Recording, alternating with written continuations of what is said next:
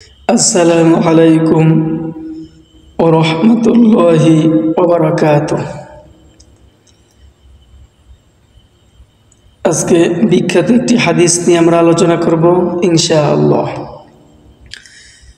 আল্লাহর নবী মুহাম্মদুর রাসূলুল্লাহ সাল্লাল্লাহু আলাইহি ওয়াসাল্লাম বলেন, সাহাবীদেরকে লক্ষ্য করে বলেন, আন্না রাজুলান কানা ক্বাবলাকুম, তোমাদের পূর্বে এক ব্যক্তি ছিল,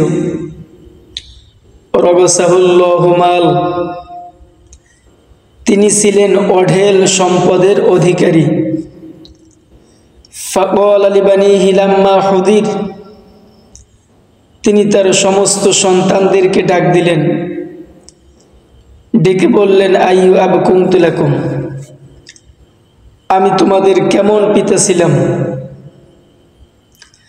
সন্তানেরা বলল, বলু খায়রু আবি, আপনি আমাদের উত্তম পিতা ছিলেন, ভালো পিতা ছিলেন। তিনি বললেন, ফাইন্নি আমাল করতু, কিন্তু আমি তো কোনো নেকের কাজ, আমলে সালেহ, ভালো কোনো কাজ আমি রেখে যেতে পারিনি। ফাইদা মুত্তু, আমি যখন মৃত্যুবরণ করব, ফাহরিকুনি সুম্মা আসহাকুনি সুম্মা যাররুনি ফি ইয়াউমিন আসিফ, আমার লাশটাকে জ্বালিয়ে পুড়িয়ে ছারখার করে দিয়ে প্রবল বাতাসের মধ্যে প্রবাহিত করে দিবে। ফাফআলু, সন্তানেরা তাই করল।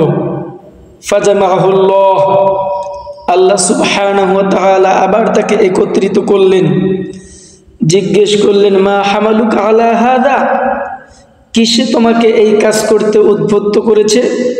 তিনি বললেন, মাখাফাতুক, হে আল্লাহ, আপনার ভয় আমাকে এই কাজ করতে উদ্দীপনা জুগিয়েছে।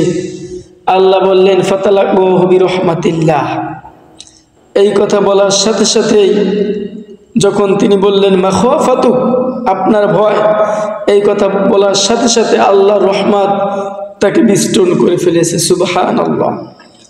তাহলে আমরা এই হাদিস থেকে কি শিক্ষা গ্রহণ করতে পারলাম?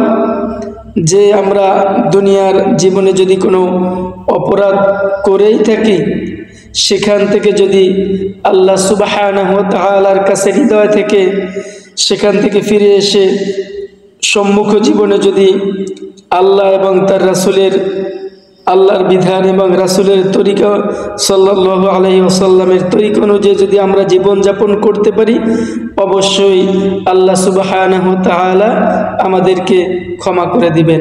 ওয়া আখির দাওয়ানা আনিল হামদুলিল্লাহ।